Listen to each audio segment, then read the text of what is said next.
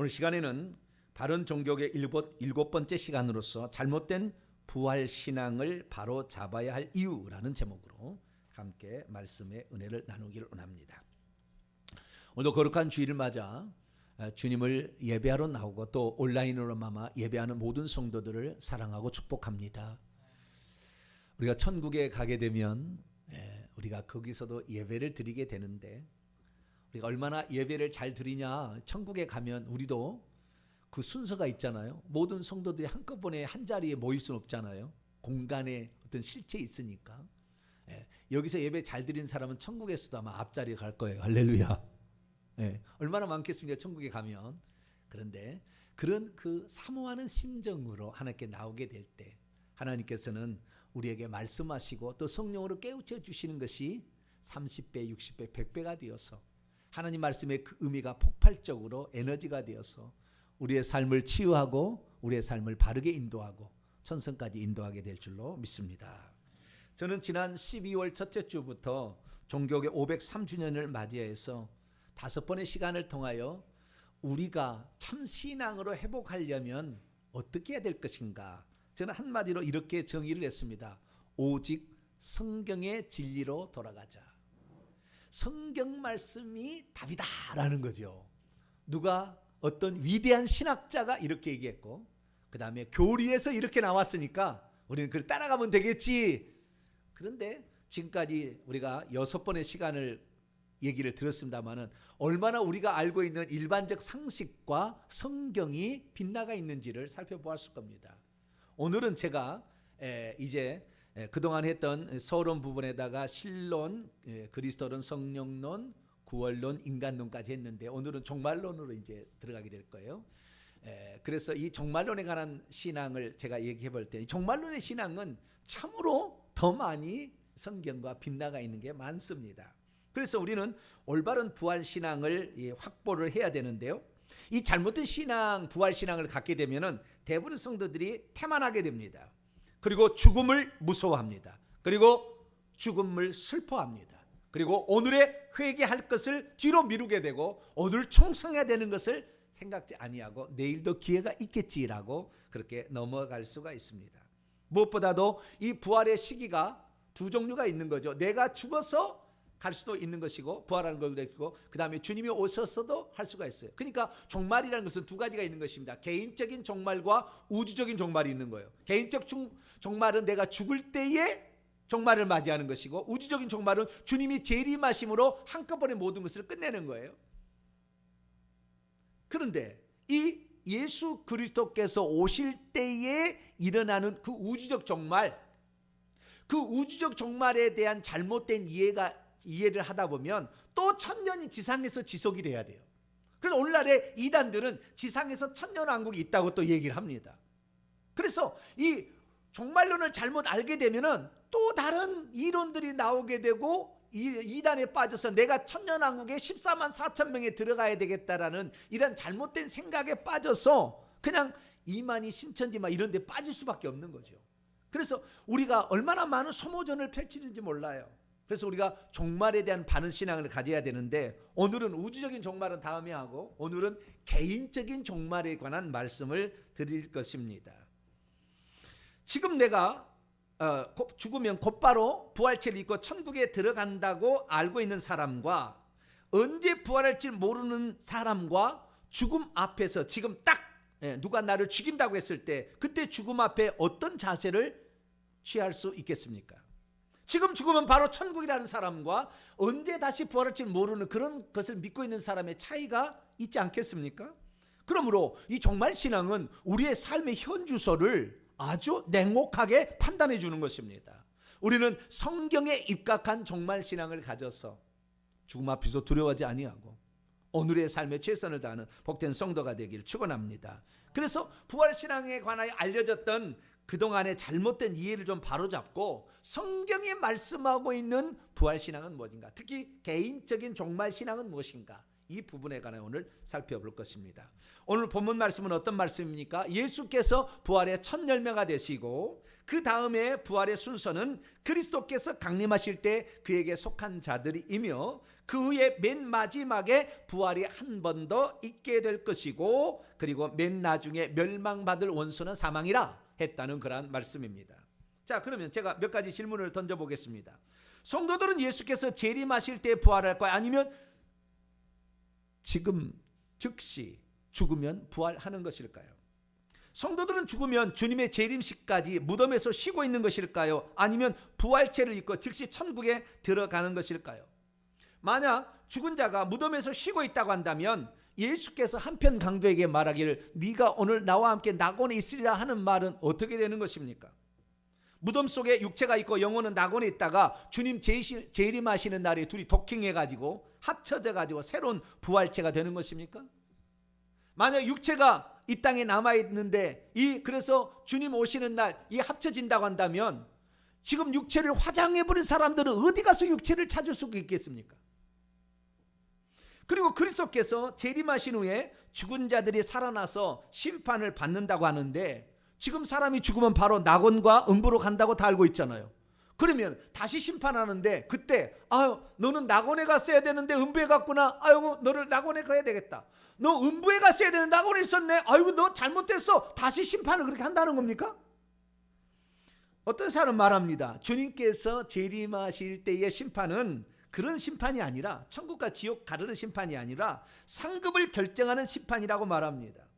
그러나 그것도 이상한 것은 왜 이상합니까? 만약에 지금 내가 낙원에 들어갔다고 합시다. 주님이 오실 때까지 낙원에서 아무 일도 안 하고 그러면은 보상도 안 받고 그냥 잠을 자고 콜콜 자고 그것이 몇 년이 될지 몇십 년, 몇백 년, 몇천 년이 될지 모르는 시간을 계속 잠만 자고 있다가 주님 오시는 날 그때 심판을 받고 보상을 받는 것입니까? 요한계시록에 보면 이미 천국에 들어간 사람들이 수도 없이 나오는데 그들은 그러면은 미래 일을 타임머신을 타고 미리 간 것입니까? 지금 교기에서 말씀하고 있는 이 종말 신앙들을 살펴보면 우리의 궁극적인 신앙생활의 목적은 천국에 가는 것인데 천국에 어떻게 가는지, 언제 가는지, 어떤 보상을 받게 되는지, 어떻게 보상을 받는 건지 거의 없어요. 특히 제가 각 교단마다 교리책을 살펴보게 되면 종말 신앙이 제일 작은 분량이고 뿐만 아니라 이 종말에 관한 부분이 교단마다 다르고 더욱이 교단마다 일치하는 게 하나 있는데 그것은 예수 재림 때 부활한다는 거예요. 예수 재림 때 부활한다. 과연 예수 재림 때 부활할까요? 그래서 우리가 정말 성경이 가르쳐 준 것을 정확히 모르게 되면 우리는 일평생에 헷갈리게 되고요. 그리고 우리가 그 종말 신앙을 갖지 않게 되면 우리가 얼마나 태만하게 되고 얼마나 충성하지 못하는, 오늘날 회개도 안 하고 적당히 사는 존재가 되는지 우리는 알아야 합니다.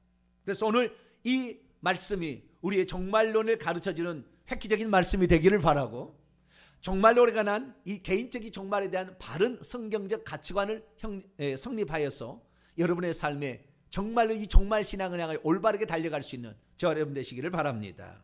오늘 본 말씀은 고린도 전서입니다. 이 바울이 2차 전도 여행 중간에 개척한 교회를 3차 전도 여행 때 소문을 들었더니 문제가 많이 생겼습니다. 음행의 문제, 소송의 문제, 자녀 결혼의 문제, 우상의 재물을 취식하는 문제, 방언과 예언 같은 은사의 문제, 그리고 지금 부활이 있다 없다, 부활이 없다 하는 이 부활의 문제에 이르기까지 고린도 교회는 상당한 많은 문제에 씨름하고 있었습니다. 그래서 이 고린도 교회를 향하여 바르게 그 진리를 가르쳐 주고자 바울이 붓을 들어서 편지를 써보냈는데 부활의 문제는 그 중에서 맨 마지막의 문제입니다. 오늘 본 말씀은 이 부활의 순서를 말하는 것이고 그전에는 이 부활이 진짜 있느냐 없느냐를 그 증거들을 이렇게 대고 있는 모습이 앞에 나오고 오늘은 부활의 순서를 말하는 거예요. 그래서 과연 우리가 부활을 죄를 입을 때 그때가 언제냐? 죽고 난 다음에 바로냐? 아니면 주님 재림 때냐? 또 어느 때냐? 우리는 한번 정확히 정립할 필요가 있게 되는 것이고요. 그 부활이라는 것이 과연 어떤 의미가 있는 것인가? 이것을 정말 보다 더 근원적으로 한번 살펴볼 필요가 있는 것이죠.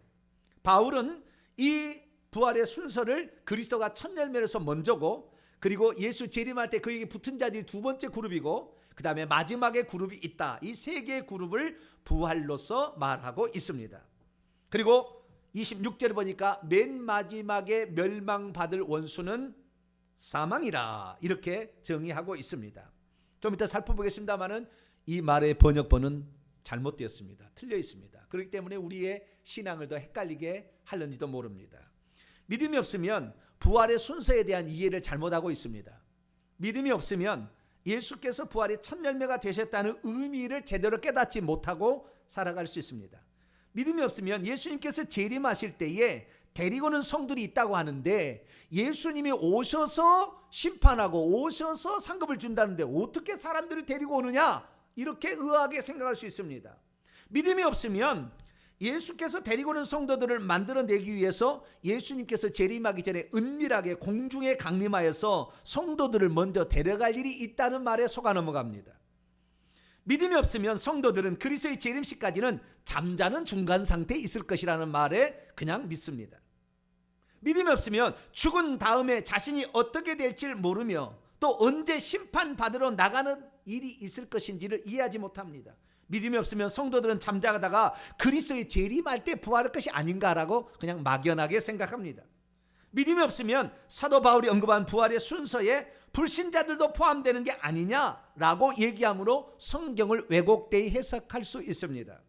그러므로 우리들은 사도 바울이 성령의 영감을 통해 주신 이 말씀을 정확히 깨닫고 원문상으로 정확히 알아들어서 그리고 예수 그리스도께 가르쳐준 그 부활에 관한 진리를 제대로 알아들어서 부활의 신앙이 아니라 똑바로 제대로 이 부활 신앙을 가짐으로 말미암아 신앙생활에 유익이 있게 되기를 축원합니다. 우리는 오늘 본문 말씀이 가장 왜곡된 번역이 26절인데요. 맨 나중에 멸망받을 원수는 사망이라. 그럼 사망은 끝까지 살아남는다는 인상을 갖게 됩니다. 사망은 맨 끝까지 살아남는다. 그래서 그 권세를 휘두른다. 근데 원문은 전혀 그렇지 않습니다. 그렇기 때문에 지금 우리의 부활, 우리가 언제 부활치는 있는지에 엄청나게 왜곡된 정보를 우리가 지금 알고 있는 거예요. 자, 그러면 먼저 이 사망이라는 이 개념을 먼저 이해를 먼저 하고요. 그 다음에 부활의 순서에 대해서 살펴보도록 하겠습니다.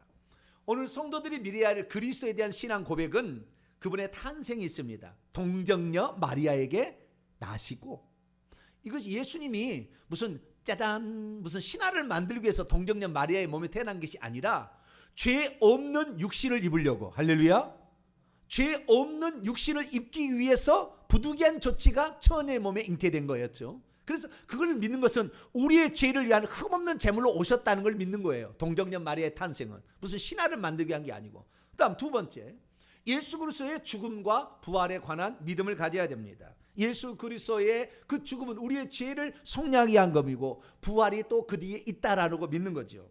그런데 많은 사람들이 그리스도의 죽음에 관하여는 정확히 알고 있어요. 아, 그분은 내 죄를 대신하여 죽었다. 그래서 내 죄를 속량하기 위한 죽음이었다. 이렇게 말합니다. 그럼 부활은 뭐냐? 부활은 우리도 장차 부활할 것을 하나님께서 보여주기 위해서 부활시킨 게 아니냐? 이렇게 이제 생각을 하는 거예요. 근데 그 말은 이 성경에 대한 이해를 3분의 1도 제대로 못 이해한 거예요. 그 말의 원래 의미를 지금 잘못 이해하고 있는 거예요. 제대로 이해를 못하고 있는 것입니다. 부활의 의미가 뭐냐? 그래서 부활은 무슨 액세서리, 부활은 없어도 되는데 그냥 부활도 그냥 따라온 것으로 이렇게 생각하는 거예요. 그리스도의 죽음이 우리의 죄를 용서해 준 것이지 부활은 뭐 있어도 없어도 상관없지 않느냐, 그리스도 우리 죄에서 죽었으면 됐지 않느냐 이렇게 생각하는 거죠.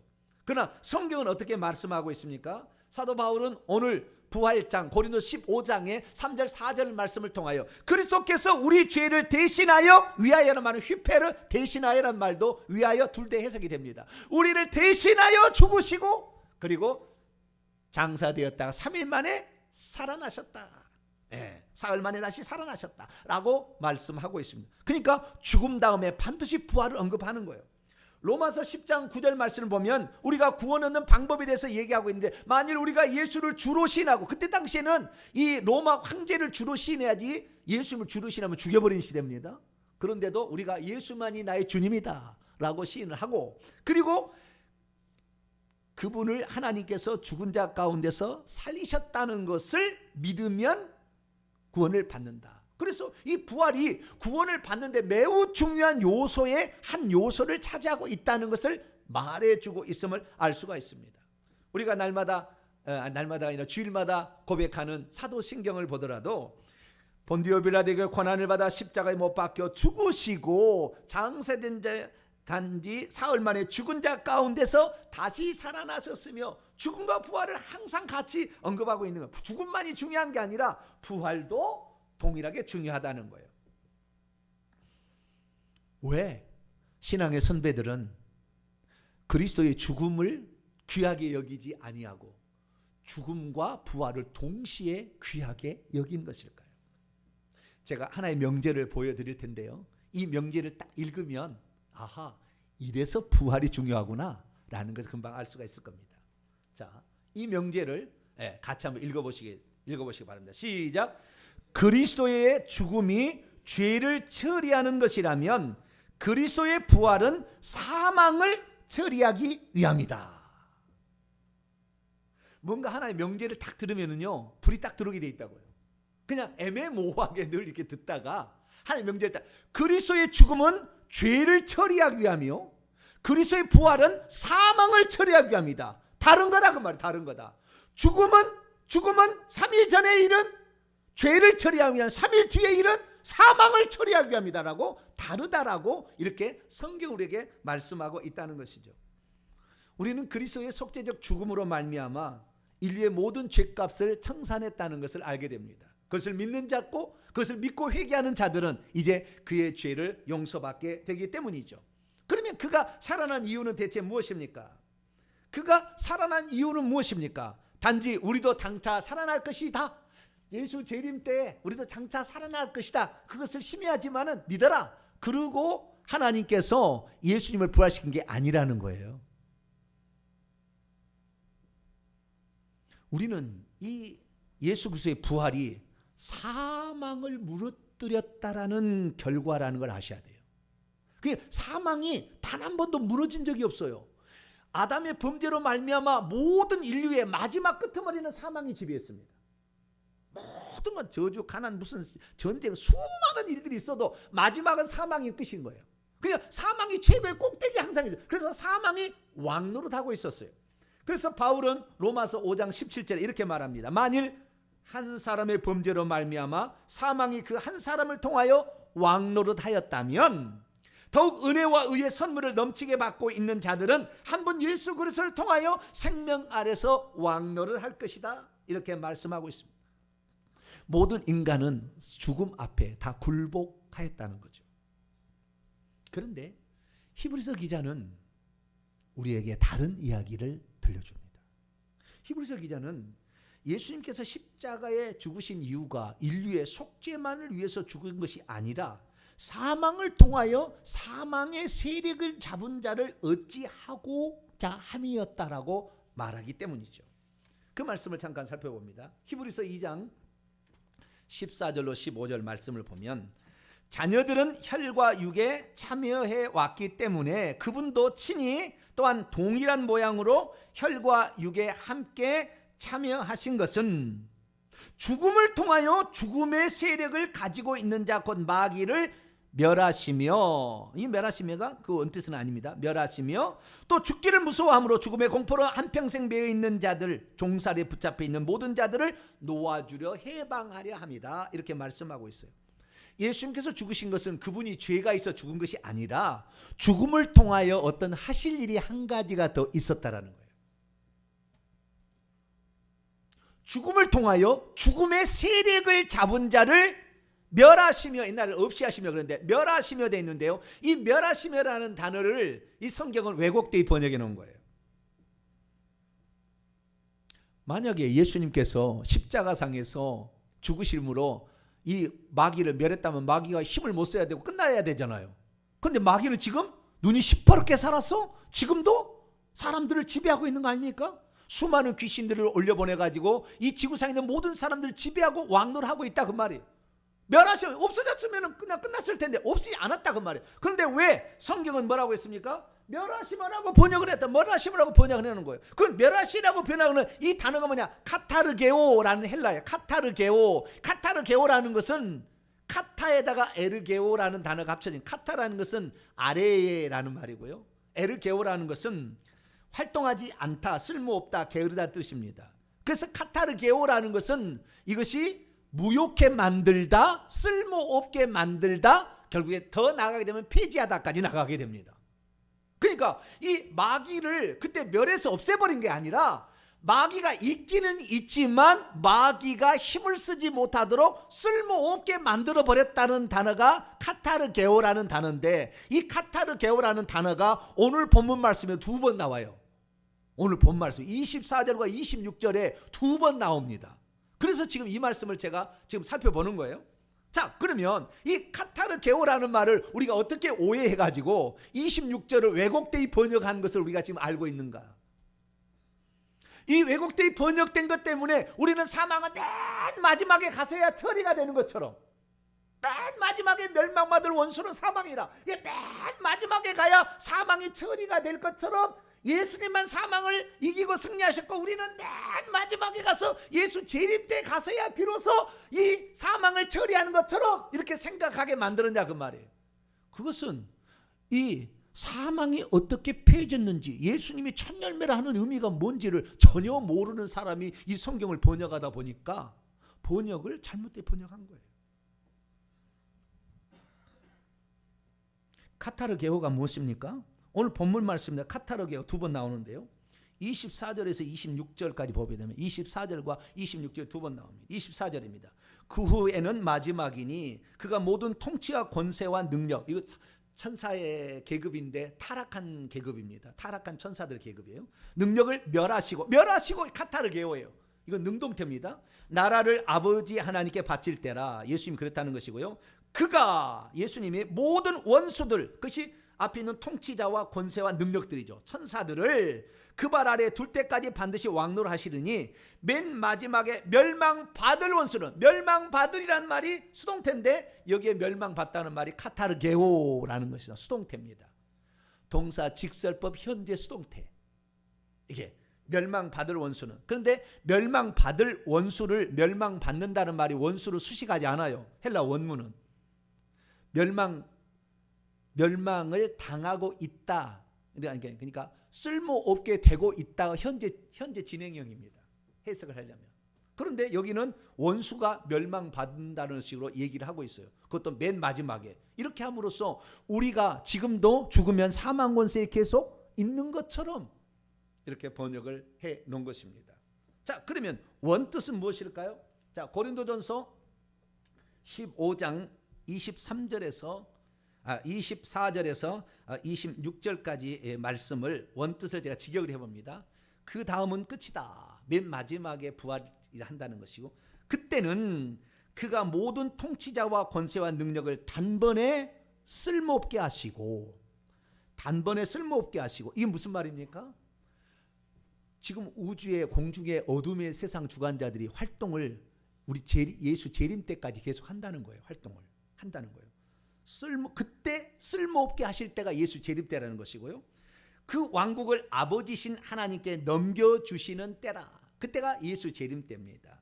왜냐하면 그가 모든 원수들, 앞에 있는 통치하고 권세와 능력이죠. 모든 원수들을 그의 발들 아래 두실 때까지 그가 반드시 계속해서 왕으로 다스려야 하기 때문이다. 그때까지 왕으로 다스리다가 이제 재림 때 끝낸다는 것이죠. 그런데 맨 마지막 줄을 보세요. 26절을 보게 되면 맨 나중에 원수로서 사망은 현재 쓸모없게 되고 있다. 잘 보세요. 우리 개역성경 맨 나중에 멸망받을 원수는 사망이라. 그럼 사망은 맨 나중까지 살아있다가 그때 가서 멸망받게 된다 그 말이잖아요.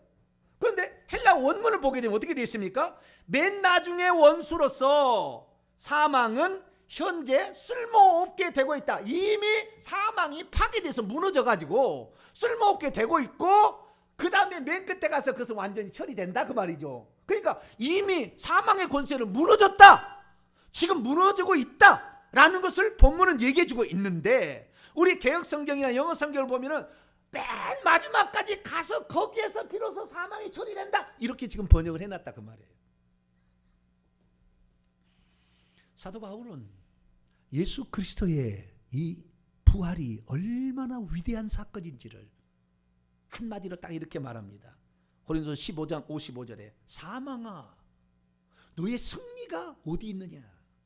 너는 이미 패배자다 그 말이잖아요. 사망아 너의 쏘는 것이 너가 뭐 찌르는 것이 어디 있느냐? 너는 이미 끝났다 라는 것을 여기서 분명히 얘기하는 거예요. 그러니까 예수 그리스도께서 십자가에 부활한 것은 예수 그리스도만 부활하고 우리는 죽어서 계속 잠자고 있다가 마지막 때 가서야 사망 권세를 이기고 뭐 이렇게 하는 게 아니라 예수 그리스도로 말미암아 예수님이 오신 목적은 죄를 대신해서 죽으실 뿐만 아니라 사망을 끝내버리기 위해서, 사망을 쓸모없게 만들기 위해서, 사망을 무효화시켜버리기 위해서 죽음을 통하여 사망의 권세를 박살내게 오셨다는, 할렐루야.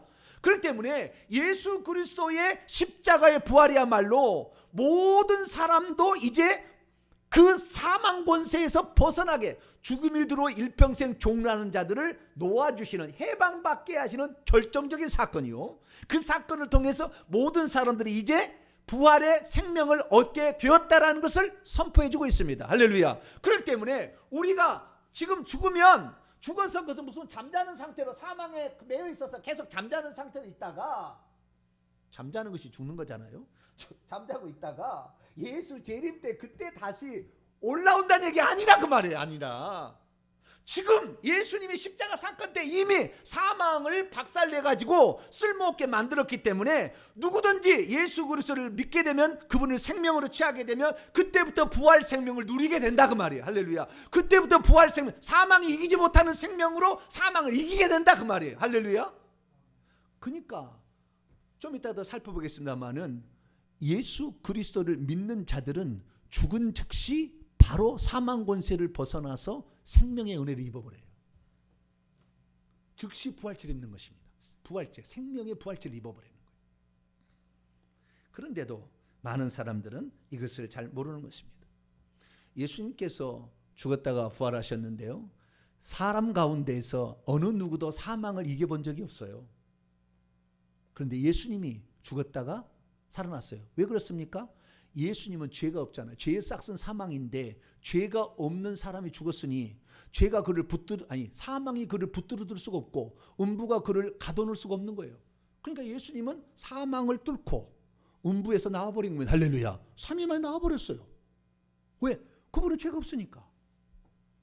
그래서 그분께서 최초로 사람이면서 이 사망의 권세를 이겼어요. 우리는 첫째 아담인 인류의 시조 아담 안에 태어나서 다 사망 가운데 처해 있었지만, 둘째 아담이자 마지막 아담으로 오신 예수 그리스도로 말미암아 사망을 이길 수 있는 새로운 종류가 되는 거예요. 새로운 신인류가 되는 거죠. 그 신인류의 기원을 누가 이뤘다? 예수 그리스도가 이뤘다는 거예요. 그래서 그분을 부활의 첫 열매라 얘기를 하는 거예요. 할렐루야. 이 부활의 첫 열매라는 것은 그분만 부활하고 나머지는 부활 안 하고 나중에 한다는 얘기 아니에요. 좀 이따 더 얘기하겠습니다. 전혀 다른 지금 이해를 하고 있는 거예요. 사람들은 잘못 착각하고 있는 거예요. 그래서 우리는 부활에 관한 성경에 대한 진리를 알아야 됩니다. 예수님이 부활하신 후에 사도 요한에게 나타나서 말했습니다. 나는 처음이요 마지막이고 내가 전에 죽었다. 나도 사망에 들어간 데가 있었다. 그러나 이제 세세토록 살아있어 사망과 음부의 열쇠를 내가 가지고 있으니 나를 믿는 자는 죽어도 살겠고 무릇 살아서 나를 믿는 자는 영원히 죽지 아니하리. 할렐루야. 사망 권세가 너를 지배할 수 없게 하겠다라고 주님이 약속을 하셨어요.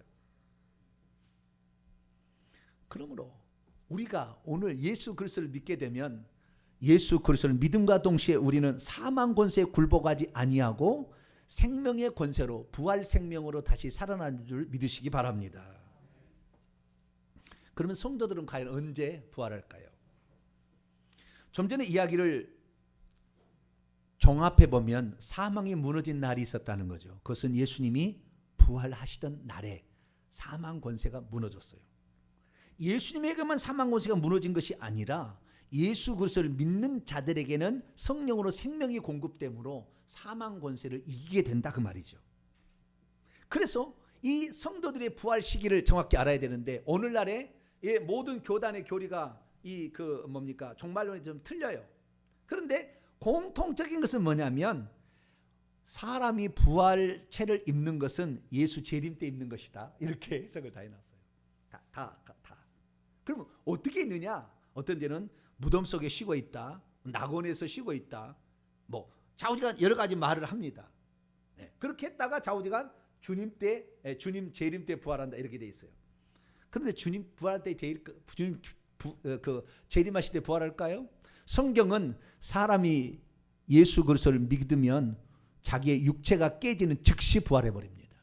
그렇게 나와 있어요. 제가 세 가지 증거를 대겠습니다. 첫째, 성경상에 나온 증거를 대겠습니다. 첫 번째, 요한복음 5장 25절에서 29절 말씀을 보게 되면 진실로 진실로 너희에게 이르노니 죽은 자들이 하나님의 아들의 음성을 들을 때가 오나니 곧 지금이라 듣는 자는 장차 살아날 것이다. 자, 여기 죽은 자들이 하나님의 음성을 들을 때가 온다는데 지금이라. 지금 예수님이 지금 말씀하고 있잖아요. 지금 죽은 자들이 하나님의 음성을 듣는다고 했어요. 이 죽은 자들은 육체가 죽어서 무덤 속에 있는 자입니까? 아니면 지금 이 말씀을 듣고 있는 이 사람들을 말하는 겁니까? 어려운가? 여기에 죽은 자들은 무덤 속에 있는 사람이 지금 예수님 말씀한 이 말씀을 듣는 것입니까? 지금 여기에 육체를 가지고 있는 이 사람들, 아직 육체는 죽지 않았지만 지금 영이 죽은 사람들입니까? 당연히 영이 죽은 사람. 지금이라 그래. 지금이라 다른 게 아니라 지금 곧 살아나게 될 것이다. 지금 듣고 있다는. 누가 죽은 자들이 하나님의 아들의 음성을 듣는다는 거예요. 그럼 죽은 자들은 영이 죽은 자죠. 영이 죽어 있는 자들이 지금 예수님의 말씀하는 그 음성을 듣고 있다는 거예요. 수많은 무리들 중에 영이 다 죽은 자들이라는 거죠. 이 사람이 살아난다는 것이 무덤 속에 있는 자가 예수님의 음성을 듣는다는 얘기가 아닙니다. 그 다음 구절 보시죠. 28절에 이를 놀랍게 여기지 말라. 무덤 속에 있는 자가 다 그의 음성을 들을 때가 오나니. 무덤 속에 있는 자, 여기에 무덤은 땅의 묘지 속에 있는 자가 음성을 듣는다는 얘기 아니라 지금 영이 죽어 있어서 육체 가운데 갇혀 있는 사람들이 그 음성을 듣는다는 거니까 여기에 무덤은 사람의 육체를 가리키는 거예요. 육체 속에 들어있는 그 사람이 하나님의 음성을 들은데 지금이다. 지금 듣고 있다. 그러니까 이 무덤은 이 비유적인 표현이었지 실제 표현이 아닌데 많은 사람들이 이 구절을 갖다가 정말로 가면 반드시 이 구절을 갖다가 뭐라 하냐, 사람은 죽으면 무덤 속에 있다 이렇게 얘기한다는 거예요. 무덤 속에 겨울에 추워서 어떻게 있으라고? 예? 그 물 내리면 어떻게 얼마나 그래가지고 무덤을 옮기잖아요. 조상이 꿈에 나타났는데 물이 흐른다는 거예요. 자기 무덤으로. 이게 귀신이 가르칩니다. 자기 무덤의 시체로 물이 흘러가지고 나는 춥다 차갑다 그런다는 거 꿈속에. 그래가지고 무슨 날이 있어요. 무덤 옮기는 날이 있어요. 그래가지고 뼈를 이장을 하는 거예요. 미친 짓입니다.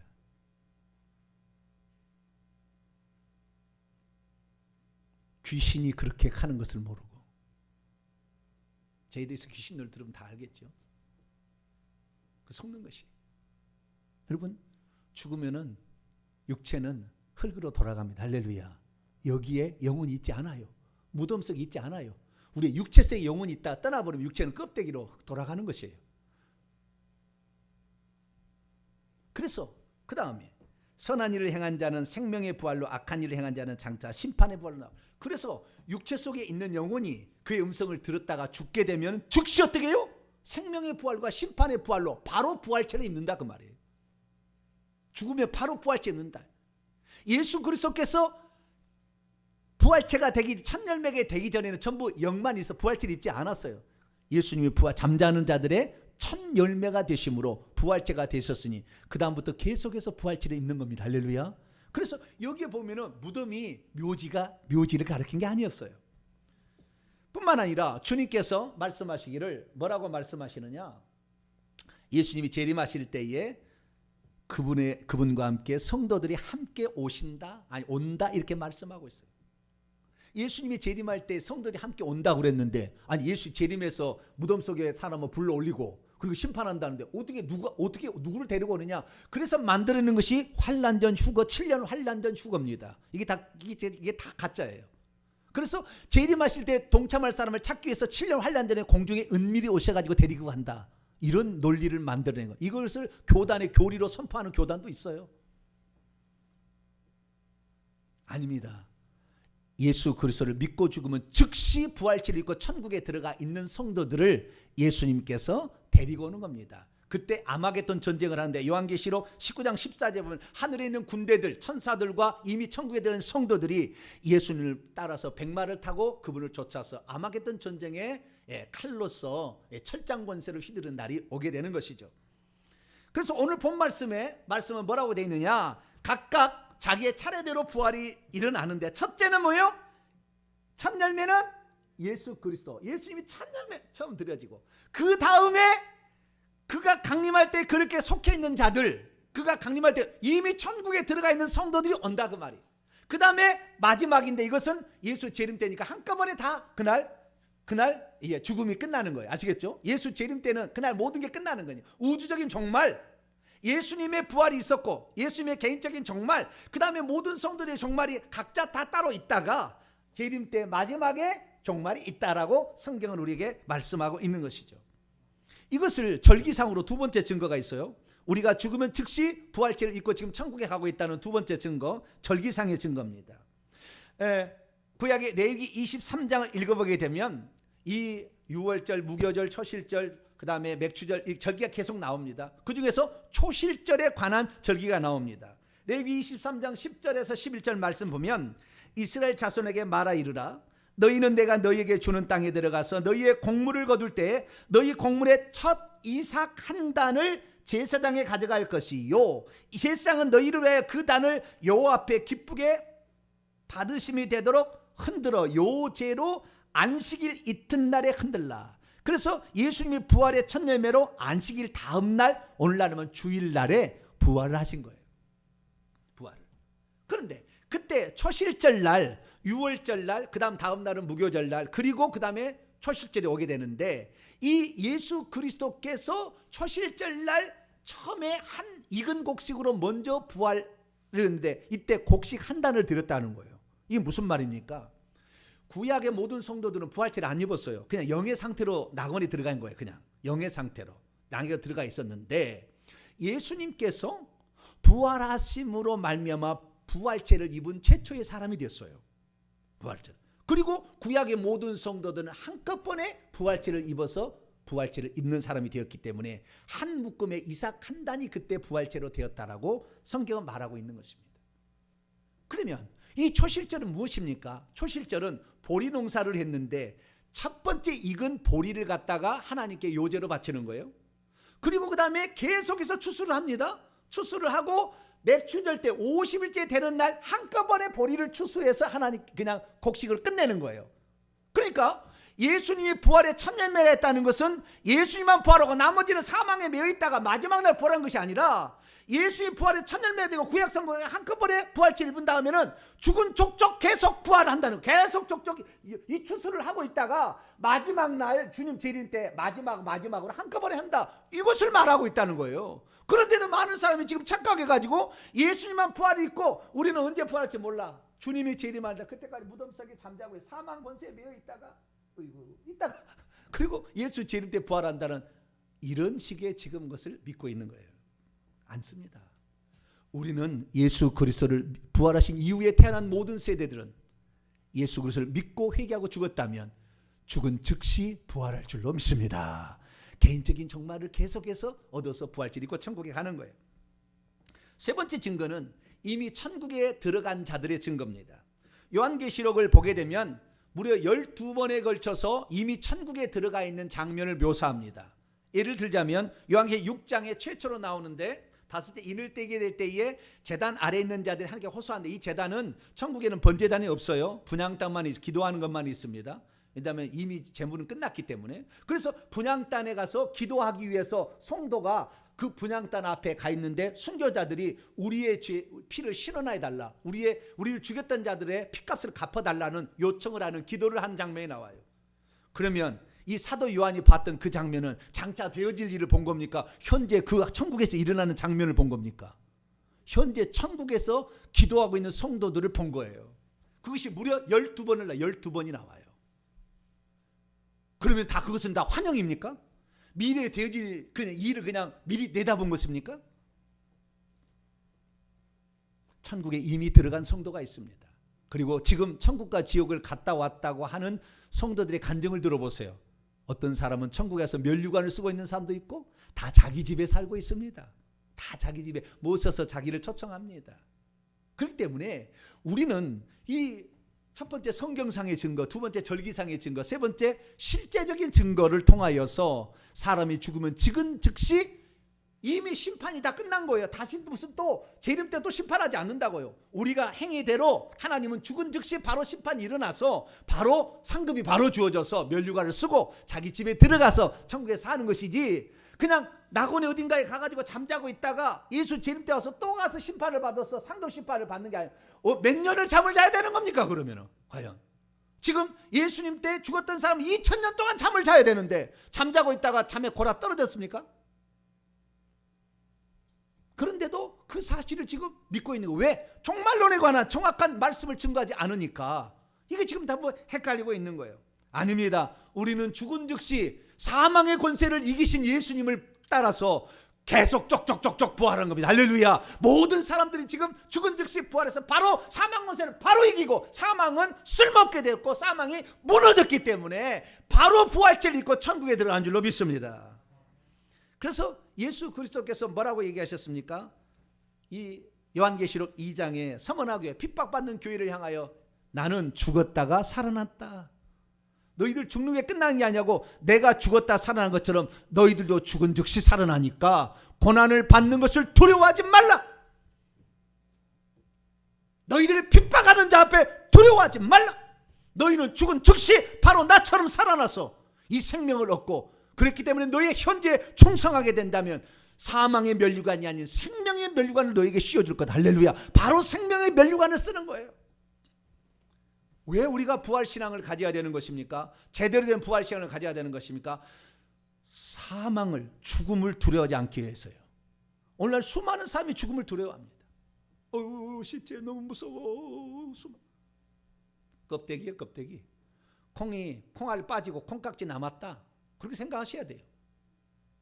너무 나를 죽이면 얼마나 아플까? 환난 시대에 어떻게 견딜까? 죽으면 바로 사망 권세를 이기는 날이, 할렐루야. 내 육체가 죽으면 그날 사망 권세를 이기는 날이에요. 감사해야 돼요. 죽여주시오. 내가 사망의 권세를 내가 지금 바로 이기고 나는 승리할 수 있으니, 할렐루야. 그래서 우리의 몸과 영혼을 동시에 지옥에 멸할 수 있는 자를 두려워하지 너의 목숨을 죽인 자를 두려워하지 말라, 예수님이 얘기한 거예요. 그래서 우리가 이 올바른 부활신앙, 종말신앙을 갖게 되는 것은 죽음을 두려워하지 않기 위해요. 죽음을 두려워하지 않아요. 이 믿음을 갖게 돼요. 두 번째는 뭐냐면 죽음 앞에 슬퍼하지 않기 위함입니다. 그 사도 바울은 데살로니가전서 4장에서도 부활의 그 장면을 얘기하는데 그때 말했습니다. 자는 자들에게는 너희가 알지 못함을 원하지 아니하노니 소망 없는 다른 이와 같이 슬퍼하지 않게 하렵니다. 죽으면 막 슬퍼하잖아요. 슬퍼할 일입니까? 죽으면 슬퍼할 일이에요? 슬퍼할 일이 아니요. 우리는 그날로 사망 권세를 이기는 날이라, 할렐루야. 얼마나 감사. 바로 그날 심판받고 바로 상급받아서 천국에서 영광의 면류관을 쓰는 날, 할렐루야. 그런 날인데 슬퍼할 필요가 없다는. 성도들은 그렇다는 말이에요. 불신자들은 심판받겠지만 우리들은 그 영광을 얻을 수 있는 그 날이기 때문에 죽는 날을 기뻐해야 되는 것이 슬퍼할 일이 없다는 거예요.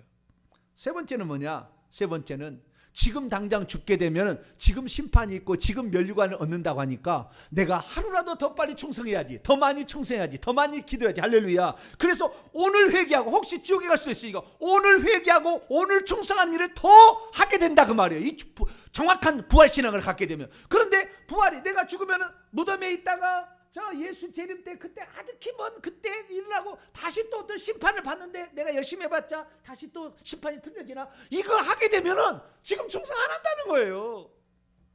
올바른 부활신앙을 갖게 되면 지금 하게 됩니다. 할렐루야. 지금 회개하게 되고 지금 충성하게 되는 것이죠. 믿음이란 무엇입니까? 그래서 우리 그리스도인들은 이미 사망을 이긴 자임을 알고 우리가 죽음이라는 것은 생명에 들어가는 과정일 뿐이다. 할렐루야. 그렇게 이해하는 것입니다. 그래서 죽음을 두려워하지 말고 슬퍼하지 않는 것이고요. 죽음 이후에는 그 천국을 준비함으로 그 준비할 때 회개하고 충성하는 것이 바로 우리의 믿음이 되겠죠. 마지막입니다. 그리스도가 머리로서 부활했는데 어찌 교회인 그 몸이 부활하지 않겠습니까? 몸이 부활했는데 몸이 부활하지 않는다고 한다면 이것은 모가지가 잘라진 것이고요. 다른 존재라는 거죠. 몸이 부활했으니 자동적으로 부활하게 됩니다. 이 몸은 우주적인 부활체이기 때문에 몸이기 때문에 하나씩 둘씩 계속 부활해서 합쳐져서 그리스도의 온전한 몸을 이룬 날이 재림날이에요. 그러니까 머리가 부활했는데 우리가 부활하지 않고 우리는 잠자고 있고 머리는 천국에 있고 이런 게 아니라 계속해서 몸이 만들어지고 있습니다. 할렐루야. 계속 몸이 만들어지고 있어요. 그렇기 때문에 요한계시록 14장 4절에 보면은 이 14만 4천 명이 노래를 한 장면이 나오는데 그때 그를 누구라고 하냐면은 처음 익은 열매로 하나님과 어린 양에 속한 자들이다. 뭡니까? 예수님께서 천년에 올라간 다음에 첫 번째로 부활하는 사람들이 첫째 부활, 개인적인 부활이지만 계속 부활돼 올라간 사람들이 14만 4천 명이 참여하고 있다라는 것을 말해주고 있는 거예요. 요한계시록 20장 6절에 보면 이 첫째 부활에 참여한 자가 복이 있다는데 그게 바로 예수 승천 이후에 재림 때까지 계속해서 부활체를 입고 올라가는 사람들이 첫째 부활에 참여하는 자들, 이 자들이 복이 있다. 할렐루야. 더 이상 사망 권세가, 둘째 사망의 그를 다스릴 권세가 없기 때문에, 이미 사망을 이겼기 때문에, 할렐루야. 죽는 순간 우리는 사망 권세를 이기고 첫째 부활에 참여하게 될 거니까, 할렐루야. 그렇게 된다는 거예요. 그래서 우리는 이 올바른 부활관을 소유함으로 말미암아 죽음을 두려워하지 마시고 죽음을 슬퍼하지 마시고 오늘도 현재에 충성하여서 회개 열심히 하시고 주의 열심히 감당해서 하늘에서 받을 상급을 준비하는 저와 여러분 되시기를 간절히 바랍니다. 거룩하신 하나님 감사합니다. 많은 그리스도인들이 언제 부활할지를 잘 모르고 사망 권세가 언제 무너졌는지에 관한 정확한 이해를 하지 못하므로 죽으면 잠자는 상태에 있지 않나, 게으르고 나태하고 태만한 생활을 살게 됩니다. 오늘 죽으면 오늘 면류관을 얻을 텐데 준비한 것 없이도 자기는 괜찮다고 착각하고 있습니다. 주여 우리의 어리석음을 용서하시고 오늘 죽으면 오늘 상급을 받을 텐데 오늘의 최선을 다하는 저희들 되게 해 주옵소서. 우리 주 예수 그리스도의 이름으로 기도하옵나이다.